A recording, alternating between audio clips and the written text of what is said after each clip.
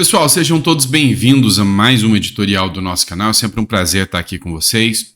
Vamos lá, vamos entender o que está acontecendo. Está viralizando aí na rede de todos os parlamentares da oposição um vídeo onde supostamente o Gilmar Mendes ele faz a declaração de que não se deixa claro a existência de um golpe no dia 8 de janeiro. Eu não vou nem colocar aqui para vocês, mas tá no canal do Magno Malta, tá no canal do Gustavo Gaia, que fez um vídeo nesse sentido. Eu vou ser mais cauteloso, tá? Por quê? Porque eu vi esse vídeo, e o vídeo ali claramente aparece uma repórter que diz que o ministro do Supremo Tribunal Federal, Gilmar Mendes, se manifesta no sentido de que não há uma tentativa de golpe no dia 8 de janeiro. Então é esse o sentido do vídeo. E aí depois tem uma fala do Gilmar Mendes, percebe-se que tem um corte, onde ele fala que não deixa claro que existe um golpe e que o Bolsonaro ele veio fazendo uma série de ações, mas que não ficou claro uma possível golpe no dia 8 de janeiro e que sim, mas dá a entender que é uma baderna generalizada. Por que eu não vou colocar para vocês? A gente não vive tempos de normalidade no Brasil. E eu entrei no site da RPT2, do Jornal 2, da RPT2 de Portugal, e procurei essa entrevista de todas as formas. O que eu achei foi uma entrevista que tem pedaços dessa entrevista lá em 2023 ainda, e que não fala nada disso. Então, assim, se eu não tenho uma fonte concreta, eu não vou trazer essa informação para vocês como fidedigna, tá? Hoje é tempo de material editado, hoje é tempo de deepfake, e eu não vou me arriscar em colocar algo aqui que eu não tenha a confirmação da fonte, tá? Então tem muita gente pedindo que eu fale sobre isso. Eu não vou falar até por uma questão de preservação de vocês. E eu aconselho a não divulgar até que vocês tenham certeza da fonte, tá? E como eu disse para vocês, eu entrei no site da RPTV, inclusive estou mandando até um e-mail para saber se essa fonte é verdadeira ou não, para depois poder falar para vocês. Porque assim, hoje tem gente que vai preso por divulgar um print. Então, tem que tomar muito cuidado em relação ao tipo de conteúdo que vocês divulgam. E eu estou vendo vários parlamentares divulgando. Vi o conteúdo, vi o material, mas não vou divulgar porque eu não tive a confirmação da fonte, tá certo? Então, para quem estava perguntando aí. O fato é que, e eu achei muito estranho, porque hoje é dia 18. No dia 17, ou seja, ontem, saiu uma matéria do UOL falando totalmente contradizendo as falas que ele diz no vídeo. Olha só a matéria. Anistia é incogitável e a atuação de Bolsonaro em plano de golpe parece inequívoca, disse Gilmar Mendes. Ou seja, aqui ele bate em cima de que não há possibilidade de anistiar ninguém. O ministro Gilmar Mendes, decano do Supremo Tribunal Federal, disse no sábado, dia 16, que parece inequívoca a participação do ex-presidente da República, Jair Bolsonaro, nas articulações golpistas para anular o resultado das eleições de 2022. Em entrevista ao jornal Mário Vitor dos Santos, da TV 247, olha só onde que ele estava, TV 247, tá? O ministro afirmou que os depoimentos prestados pelos comandantes Marco Antônio Freire Gomes e Carlos Batista Júnior confirmam as suspeitas de que Bolsonaro tinha intentos golpistas. Na minha visão, o Gilmar Mendes já é suspeito aqui para votar qualquer coisa nesse sentido. Ele deu a decisão do voto dele. Ele falou que, na visão dele, o Bolsonaro tentou o golpe. Há uma clara vedação no direito brasileiro que juízes se manifestem sobre casos que estejam ou que possam estar sobre a sua jurisdição. E esse caso aqui é de jurisdição do Supremo Tribunal Federal, né? Tudo que é relacionado a Bolsonaro vai para o Supremo Tribunal Federal. E até tem um inquérito que o Tempus Veritas está na mão do Alexandre de Moraes. Então, assim, é assustador ver que ministros da Suprema Corte já declaram: eu quero condenar Bolsonaro. Entenderam? Então, assim, eu achei estranho o vídeo sobre a fala do Gilmar Mendes, e é por isso que eu não vou postar aqui para que vocês não reproduzam. E enquanto eu não tiver certeza da fonte, eu não coloco aqui para vocês, tá bom?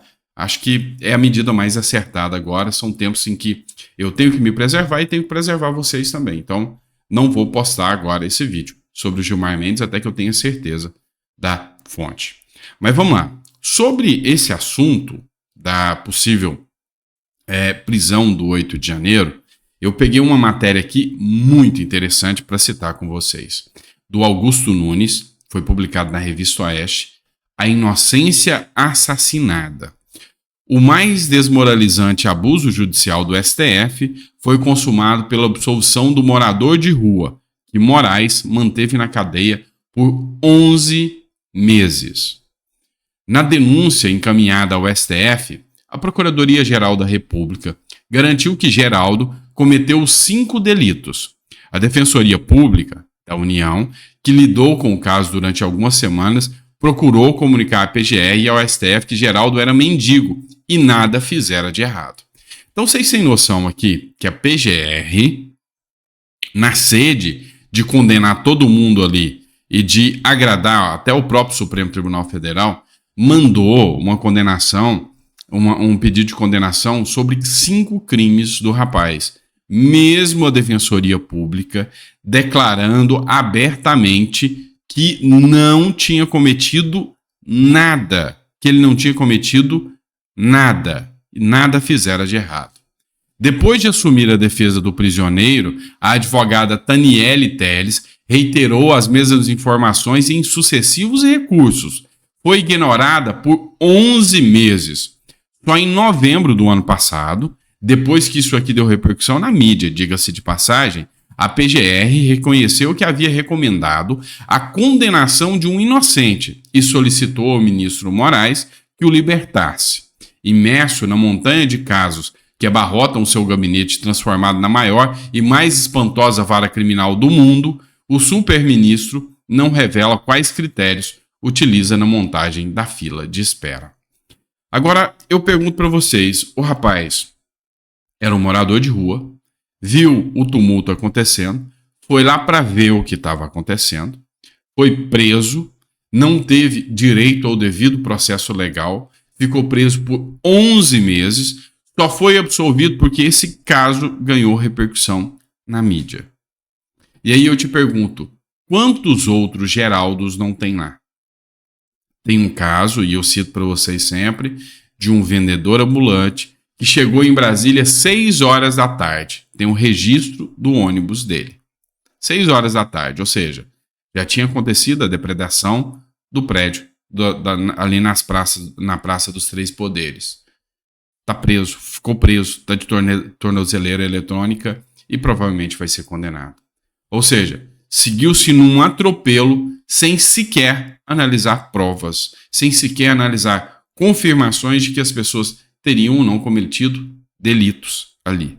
É, sem sombra de dúvidas, o maior tribunal de exceção de todos os tempos. Tá? Vamos falar de democracia? A democracia relativa e pulsante. A democracia venceu também na Rússia, né? Com 88% dos votos, Putin vence mais uma eleição na Rússia. Olha só como o povo ama ele, né? O povo lá não pode reclamar do Putin. Literalmente não pode reclamar mesmo. O presidente russo, Vladimir Putin, venceu nesse domingo mais uma eleição presidencial. A informação foi confirmada pela TV estatal russa 24. Resultados preliminares confirmam que Putin conquistou cerca de 88% dos votos. Dessa forma, ele permanece no poder por mais 5 anos, até 2030. Pois é. O Putin tá eleito mais uma vez, a população ama ele, quem não ama muito é o Zelensky, né? O ditador russo está simulando outra eleição, diz Zelensky, ao afirmar que reeleição de Putin não tem legitimidade. O ditador russo está simulando outra eleição, diz Zelensky, ao afirmar que reeleição de Putin não tem legitimidade. Essa figura deve acabar encarcerada em Haia, prosseguiu o presidente ucraniano em pronunciamento nesse domingo. A grande realidade é que nenhum país sério acredita na democracia da Rússia, tá? Não acredita de forma alguma de que há uma democracia pulsante na Rússia. Todo mundo sabe que o Alexei Navalny, que seria um possível opositor do Putin, foi morto dentro da cadeia. Os demais que concorreram são aliados do Putin totalmente sem expressão, ou seja, foram nomes de figurinha que colocaram lá e foi colocado filmagens aí que vazaram de soldados do exército entrando ao lado dos eleitores na hora da votação. Então, como é que pode ter uma eleição livre nesse sentido? Então, assim, sabe, não tem como você admitir que uma eleição nesse sentido é uma eleição livre. Então, assim, é a democracia relativa que vive aí em vários países mundo afora, né? Então a gente acha que a gente está num momento muito evoluído da sociedade, onde não existe ditaduras, está muito enganado. As ditaduras existem e existem com força, né? Ó, matéria da Jovem Pan News. No dia da posse, né, do discurso de reeleição, Putin ameaça a Terceira Guerra Mundial se tropas europeias forem enviadas à Ucrânia. Vladimir Putin, reeleito neste domingo para seu 5º mandato na Rússia, o presidente ficará no poder até 2030 e, durante seu discurso da vitória, citou que se a OTAN enviar tropas europeias para a Ucrânia, pode acontecer outra guerra mundial. Pois é, tenso demais o momento que o mundo vem vivendo, né? E já que a gente citou na democracia relativa da Rússia, vamos citar outra democracia relativa que cita o Brasil. Lula, que se diz democrata, como diz a Maria Corina, deveria endurecer o tom contra o ditador Maduro, diz Corina. O que está acontecendo? Um conflito aqui, porque o Lula insiste em ser fiador do Maduro aqui na América do Sul. E aí, a principal opositora, que é a Maria Corina, está citando o quanto o Lula vem fazendo um desserviço à população da Venezuela mais uma vez, porque o Lula sempre foi apoiador desse regime trágico da Venezuela. Maria Corina Machado, ex-deputada da Venezuela e principal adversária política do ditador Nicolás Maduro nas eleições deste ano, disse que o presidente Luiz Inácio Lula da Silva precisa adotar uma postura rígida em relação ao venezuelano. A declaração foi concedida à revista Veja. Ou seja, Lula, infelizmente, se alinha ao que há de pior na América do Sul, América Central, ou seja, no mundo todo, no mundo como um todo. Olha só o que vem acontecendo em outra democracia relativa apoiada pelo Lula, né? Hoje, 17 de março, os cubanos estão nas ruas gritando por liberdade.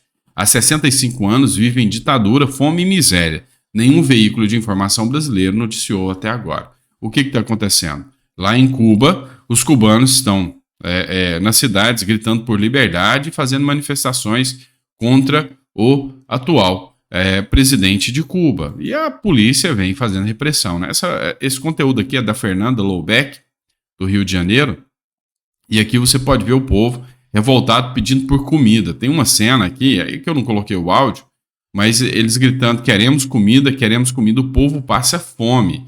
É uma situação, assim, trágica, é uma situação de miserabilidade em relação ao povo de Cuba que, sabe, até assusta quando você aprofunda um pouco mais e vai um pouco mais a entender a situação de Cuba. Eu já li alguns editoriais, já procurei alguns editoriais sobre Cuba, e assim, assusta, é assustador o que acontece hoje nessa ditadura dominada aí pela esquerda, essa ditadura socialista aí, né?